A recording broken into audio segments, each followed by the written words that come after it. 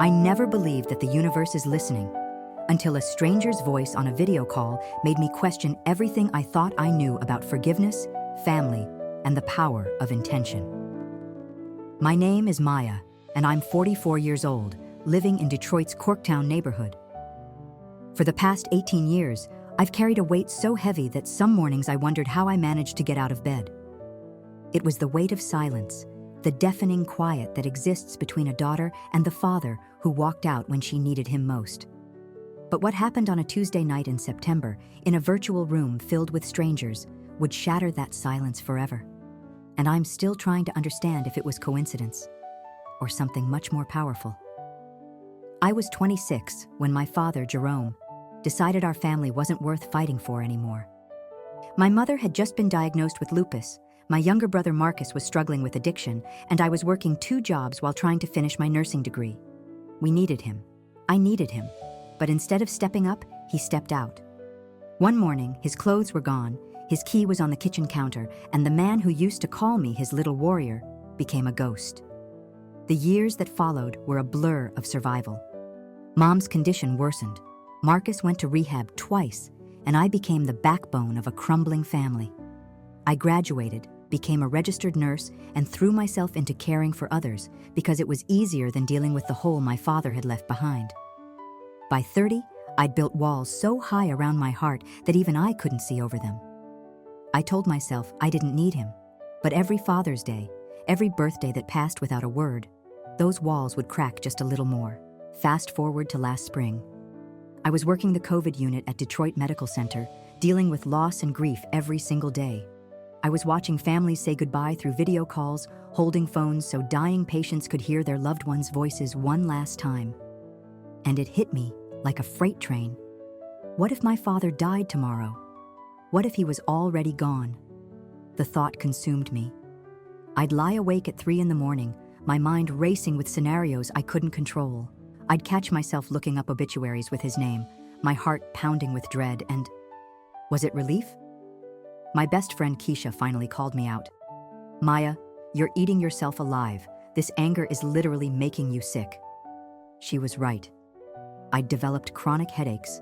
My blood pressure was climbing, and I was having panic attacks in hospital supply closets. The unresolved pain was poisoning every area of my life. But here's what I couldn't admit. Buried beneath all that anger was a little girl who still desperately wanted her daddy to come home. That's when I stumbled into the world of personal development and spiritual awakening. I started with meditation apps, then moved to YouTube videos about healing trauma. I wasn't looking for anything mystical. I just wanted to sleep through the night. One video led to another, and suddenly I was learning about concepts I'd never heard of. Vibrational alignment, quantum manifestation, the idea that your thoughts create your reality. Part of me thought it was nonsense, but another part, the part desperate for relief, was willing to try anything. I remember the first time I heard about the law of attraction. I was folding laundry, half listening to a podcast, when the host said something that stopped me cold. What you resist persists. What you accept transforms. I sat there with a towel in my hands, feeling like someone had just spoken directly to my soul. For 18 years, I'd been resisting the pain of my father's abandonment, fighting it, trying to bury it. And for 18 years, it had only grown stronger. But what did acceptance even mean? How do you accept betrayal? That question led me to search for an online support group. After scrolling through dozens of options, I found a group called Healing Family Wounds, a conscious creator approach. The description mentioned using manifestation and universal laws to heal generational patterns. I almost didn't join. It sounded too out there for a practical nurse from Detroit. But something about the word healing drew me in. The group met every Tuesday at 8 p.m. via video call. There were usually 15 to 20 people from all over the country, all dealing with family estrangement. Our facilitator was Dr. Patricia Morrison, who had a gentle way of helping us see our situations from new perspectives. She often referenced the work of Dr. Joe Dispenza and Louise Hay, talking about how our emotional patterns become our physical reality, and how changing our internal state could shift our external circumstances. We can't control other people, she would say, but we can control our own vibration. And when we raise our vibration, we become a magnet for different experiences. I'll be honest. Half the time I had no idea what she was talking about. But I kept showing up because for the first time in years, I didn't feel alone with my pain. Dr. Patricia introduced us to vibrational healing, a combination of gratitude practice, visualization, and affirmations designed to shift our energy around our family relationships. The universe responds to our dominant vibration, she explained. If you're constantly vibrating at the frequency of anger and resentment, that's what you'll attract more of. But if you can shift to a frequency of love and forgiveness, you open the door to synchronicity and healing. She assigned us homework. Spend 10 minutes each morning visualizing the healed version of our family relationships. Not necessarily reconciliation, but healing, peace, resolution. My first attempt was a disaster. I sat on my couch at 6 a.m., eyes closed, trying to imagine what healing with my father would look like. But every time I pictured his face, I felt that familiar surge of anger. My jaw would clench. My breathing would become shallow. This is stupid, I told Keisha. I can't visualize peace with someone who destroyed my family. But Dr. Patricia had warned us this would happen. The ego mind will resist healing. Your job is to gently redirect your thoughts, again and again, until the new pattern becomes stronger than the old one. So I kept trying. Day after day, attempting to imagine a scenario where my father and I could be in the same room without my heart racing with rage. Some days, I could only manage 30 seconds. Other days, I'd surprise myself by feeling genuine curiosity about who he'd become. About 6 weeks into my practice, strange things started happening. Small things that I probably would have dismissed as coincidence if I hadn't been primed to notice them. I overheard 2 men at the grocery store talking about reconnecting with estranged fathers. I found an old Father's Day card I'd bought but never sent hidden in my closet. I saw a man from behind who looked exactly like my father and followed him for half a block before realizing it was a stranger. These weren't earth-shattering signs from the universe, but they were enough to make me wonder. Was something shifting? Was my vibrational alignment actually changing something in my reality? The breakthrough came during our 8th group session. We were doing a guided meditation where Dr. Patricia asked us to imagine sitting across from our estranged family member and simply holding space for whatever arose. For the first time in months, my visualization felt different. Instead of trying to force a specific outcome, I just allowed myself to be present with the image of my father. In my mind's eye, I saw him not as the man who had abandoned us, but as he was when I was small, reading me bedtime stories, teaching me to ride a bike, calling me his little warrior. For just a moment, I remembered that before he became the man who left, he was the man who loved me. Something cracked open in my chest. Not the familiar crack of old pain, but something new. Something that felt like compassion. I started crying, not angry tears, but tears of genuine grief. I was finally mourning not just what I'd lost, but what he'd lost too. Whatever had driven him away, he'd missed out on watching his daughter become a woman. He'd lost just as much as I had, maybe more. When the meditation ended, I was shaking. I think I'm ready to forgive him, I whispered. Not because he deserves it, but because I can't carry this weight anymore. That night, I did something I hadn't done in 18 years. I wrote my father a letter. Not to send, I still didn't know if he was alive or where he lived. But Dr. Patricia had taught us about the power of intention, how the universe responds to our clear desires even when we don't know how they'll manifest. I wrote about my anger, my hurt, my confusion. I wrote about the little girl who had waited for him to come back, and the woman who had finally stopped waiting. I wrote about forgiveness, not as a gift to him, but as a gift to myself. As I wrote, I could feel something shifting inside me. The knot of resentment that had lived in my chest for so long was beginning to loosen. I ended the letter with words I never thought I'd write. Dad, I don't know if I'll ever see you again, but I want you to know that I release you from my anger. I release both of us from this pain. If there's a way for healing to happen between us, I'm open to it. I folded the letter and put it in my nightstand drawer. Then I set a clear intention and released it to the universe. If it's meant to be, I said out loud, show me a way. 3 weeks later, I was getting ready for our Tuesday night support group when my phone buzzed with a Facebook message from someone I didn't recognize, a woman named Diane Thompson. Hi Maya, the message read. I hope you don't mind me reaching out. I'm a friend of your father's, and I've been encouraging him to contact you for months. He talks about you all the time, but he's convinced you hate him. Would you be open to a conversation? I stared at the message for a full minute, my heart hammering. This couldn't be real. But as I read it again, something in the tone felt genuine. This woman knew details about my father that a scammer wouldn't know. His middle name, that he used to call me his little warrior, even that I'd become a nurse. I screenshot the message and sent it to Keisha with shaking hands. She called immediately. Maya, this is exactly what you've been working toward, she said. This is your synchronicity. But I wasn't ready. The old protective instincts kicked in, and I closed the message without responding. I spent the entire support group session that night talking about the message. The group was amazed. Several people said they'd never seen such a clear example of manifestation in response to healing work. You've been doing the inner work for months, Dr. Patricia said. You've shifted your vibration from resistance to openness. Of course the universe is responding. But I was terrified. What if I opened this door and he hurt me again? What if I'd built up this fantasy of healing and the reality was nothing like what I'd imagined? Dr. Patricia reminded us of something Abraham Hicks teaches. You don't have to control the outcome, you just have to be willing to allow the next step. The next morning, I sat with my coffee and stared at Diane's message before finally finding the courage to respond. Hi Diane, I typed. Thank you for reaching out. I'm open to hearing from him, but I need to go slowly. Would it be possible for us to exchange phone numbers? Her response came within an hour. Of course, here's his number. He's been hoping for this for so long. I saved the number but didn't call that day. Or the next. It took me a full week to work up the courage to dial those 10 digits.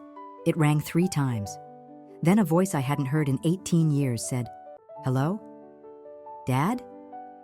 My voice came out as barely a whisper. There was a long pause.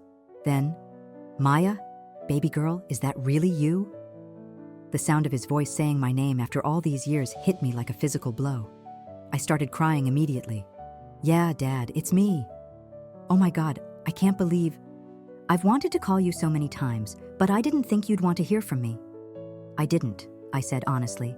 For a long time, I didn't. But things have changed. We talked for 2 hours that first night. He told me about the shame that had kept him away, how he'd convinced himself that we were better off without him. He'd been living in Atlanta for 10 years, working as a mechanic, going to AA meetings, and carrying the weight of his choices every single day. I know I can't undo what I did, he said. But Maya, not a day has gone by that I haven't thought about you and Marcus and your mother. I told him about Mom's death 3 years earlier, something he hadn't known. He cried when I told him how she'd asked about him near the end. I don't know if I can forgive you yet, I told him honestly, but I'm willing to try to understand. That's more than I deserve, he said. That phone call was just the beginning. We started talking once a week, then twice a week. Slowly, carefully, we began to rebuild something that had been broken for so long. I learned about his struggles with depression and alcohol, issues he'd hidden from us when I was young. None of it excused his choice to leave, but it helped me understand that his abandonment had been about his own pain, not about my worth. 3 months after that first phone call, he asked if he could visit Detroit. I wasn't ready for him to stay with me, but I agreed to meet for coffee. I remember walking into that cafe and seeing him sitting at a corner table. He looked older, grayer, smaller than the giant he'd been in my memory. But when he stood up and smiled, I saw traces of the father I'd loved as a little girl. You look just like your mother, he said, his voice cracking. People tell me I have your stubborn streak, I replied, and for the first time in 18 years, we both laughed. The healing between my father and me didn't happen overnight. It was a gradual process of rebuilding trust, setting boundaries, and learning to see each other as we are now. But the ripple effects touched every area of my life. My relationship with Marcus improved. He said I seemed lighter. My friendships deepened because I was no longer carrying that heavy energy of unresolved pain. Even my work felt different. I found myself more patient with difficult families. I realized that the gratitude practice and visualization work hadn't just prepared me to receive healing with my father. They'd taught me how to attract abundance in all its forms. Abundance of love, of peace, of connection. Dr. Patricia had been right about vibrational alignment. When I shifted my internal state from resentment to openness, my external reality shifted to match. Today, my father and I talk every Sunday. He's been to Detroit 3 times in the past year, and I'm planning to visit him in Atlanta next month. We're not trying to pretend the past didn't happen. We're just creating our dream life one conversation at a time. He's met Keisha, and they get along great. He's been to Mom's grave with me, and we cried together for the woman we both loved and lost. He's in therapy now, working on the issues that led him to leave.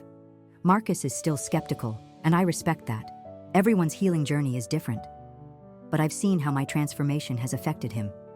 He's been sober for 8 months now, his longest stretch in years. I'm still part of the online support group, now offering hope to newcomers who think their situations are hopeless.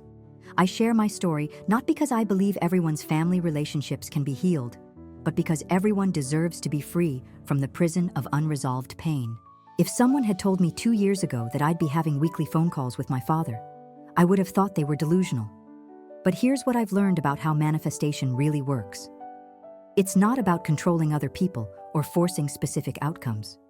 It's about changing yourself so completely that you become a magnet for different experiences. When I stopped vibrating at the frequency of anger and started vibrating at the frequency of openness, I created space for healing to enter my life.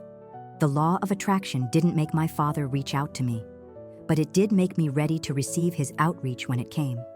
It prepared me to respond from love instead of fear, from curiosity instead of defensiveness. Your thoughts create your reality, not because you can think your way into controlling other people, but because your thoughts create your emotional state, and your emotional state determines how you show up in the world. Here's what I want you to know if you're carrying the weight of broken family relationships. The universe is listening to your deepest desires for healing, even when you're afraid to voice them out loud. You don't have to know how the healing will happen. You just have to be willing to do the inner work of releasing resentment and opening your heart to possibility. Start with gratitude, even if you can only find gratitude for the strength you've developed through your pain. Practice visualization, even if you can only imagine 30 seconds of peace. Use affirmations, even if they feel fake at first. The power of intention is real, but it works through your willingness to change yourself, not through your ability to change other people. Remember, healing doesn't always look like reconciliation. Sometimes it looks like peace. Sometimes it looks like closure. Sometimes it looks like the ability to think about your family member without feeling that familiar stab of pain. Trust the process. Trust yourself. Trust that the universe wants your healing even more than you do. As I write this, I'm sitting in my living room in Detroit, the same room where I used to do those early morning visualization practices that felt so impossible. My father is coming to visit next week, and I'm actually excited instead of anxious. The little girl who waited for her daddy to come home finally got her wish, but not in the way she'd imagined. The healing happened not because he changed, but because I did. Not because he became worthy of forgiveness, but because I became willing to forgive. If you've read this far, maybe you're dealing with your own family wounds. Maybe you're wondering if healing is possible for you too. I want you to know that it is. Maybe not the healing you're imagining, but the healing you need. The universe is waiting for you to raise your vibration and step into your power as a conscious creator. Your spiritual awakening might be just one intention away. If you believe that healing is possible, comment below, "I trust the process." If this story has inspired you to take the first step toward healing your own family relationships, hit that like button and subscribe for more real stories of transformation. And please share this with someone who needs to hear that it's never too late for healing. Remember, the universe is listening.